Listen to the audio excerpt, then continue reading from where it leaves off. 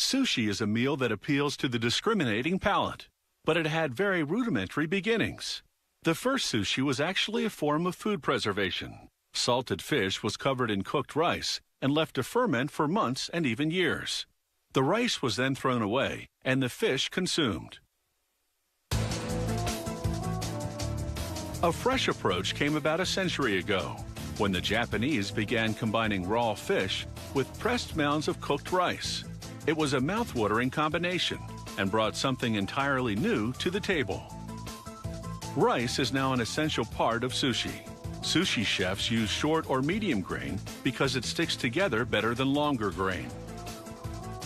The rice undergoes a thorough washing. First, the chef swishes it around in water to rinse off impurities. This also begins to remove the rice bran, which has an undesirable flavor and aroma. He drains the rice and adds clean water.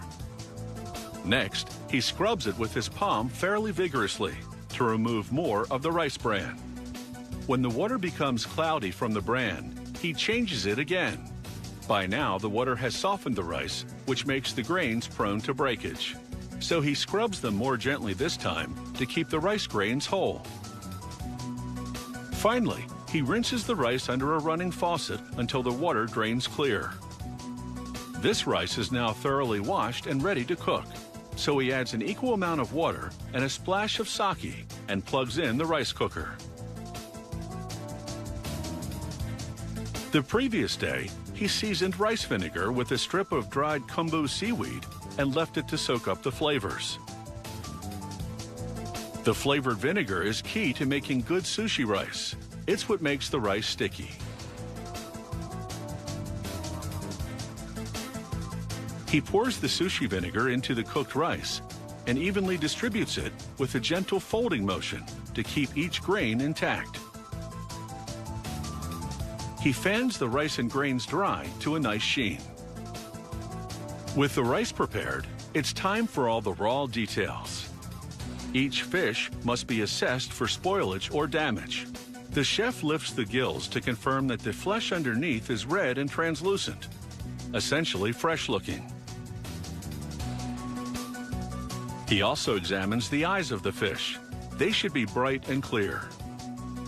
He then prods the skin of this sea bream fish to establish it's firm. Once he's satisfied, he prepares the fish, first scraping away the unpalatable and messy scale with a rasp. Next, he uses the thin edge of a one-sided blade to fillet the fish. Razor sharp, this knife cuts cleanly through the fragile flesh. He slices off and discards the head. He then carves the flesh from the backbone. Now, firmly grasping the tail of the fillet, he cuts the skin from the flesh, using a zigzag motion to pull it away. This technique leaves no flesh on the skin at all, so that not a morsel goes to waste. Using fishbone tweezers, he extracts all the little bones. He now slices the fish on an angle across the grain, using one long stroke that doesn't tear the fibers the way a sawing motion would. The result is a shiny, smooth piece of sea bream. Next, he peels away the transparent outer skin of a marinated mackerel to expose the silvery subskin. The gorgeous subskin is a feature that adds presentation value to the sushi, and it's also tasty.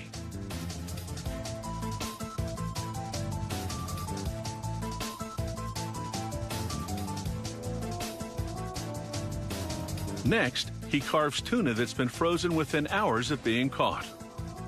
This locks in freshness so that when thawed, it's suitable for sushi. And the freezing also kills any parasites in the fish.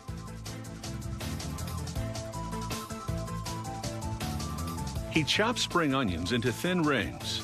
They'll be used to offset the strong taste of mackerel sushi.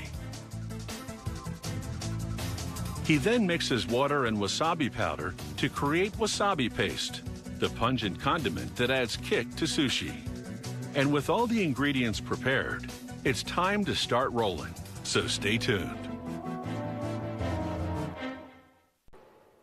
Once a simple food sold by Japanese street vendors, sushi has gone uptown.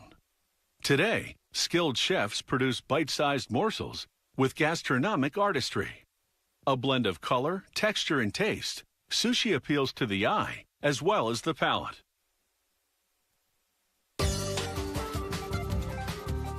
The chef moistens his hands to keep the rice from adhering to them as he works.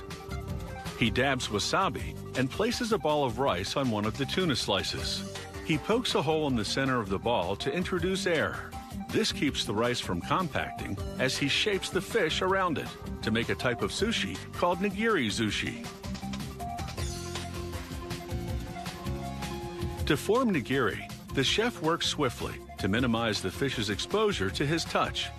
Human body temperature is much higher than room temperature, and prolonged exposure to it would compromise the fresh taste of this sushi. A little pickled ginger to cleanse the palate, and this sushi is ready to serve. To make cucumber rolls or kappamaki, he carves the outer part of the cucumber into a long, wide ribbon, stopping at the soft core. He slices the ribbon in two and layers the pieces. He then chops the cucumber into uniformly thin sticks. This exposes more of the vegetable's fiber to maximize the taste. This is roasted seaweed called nori.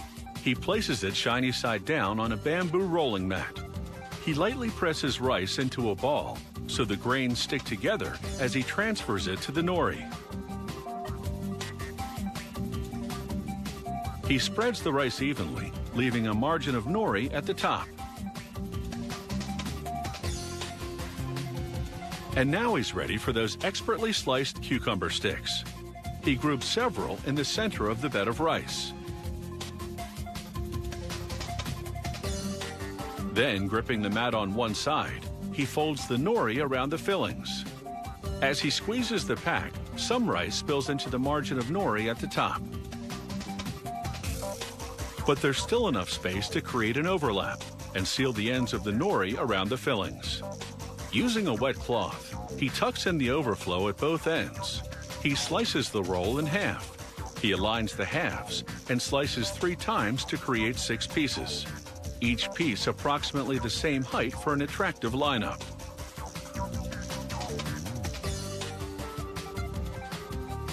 Next, he makes uramaki, a kind of sushi with rice on the outside, which is why they're also called inside-out rolls. He spreads rice evenly over the nori and flips it around to the shiny side. He dips a finger in wasabi and spreads it on the nori at midpoint. He arranges tuna on the wasabi-coated section. The raw red fish is then paired with slices of avocado for a tantalizing contrast. He folds the rice-coated nori over the fillings and tucks it around them. He continues rolling until he reaches the edge. He garnishes the rice with toasted sesame seeds for visual interest and tasty crunch. He covers the roll with plastic to protect it from the grooves of the sushi mat as he shapes it into a tighter pack. He then removes the mat and carves the inside-out roll into bite-sized pieces. Inside-out sushi was invented in the 20th century to appeal to Westerners who preferred not to see the nori.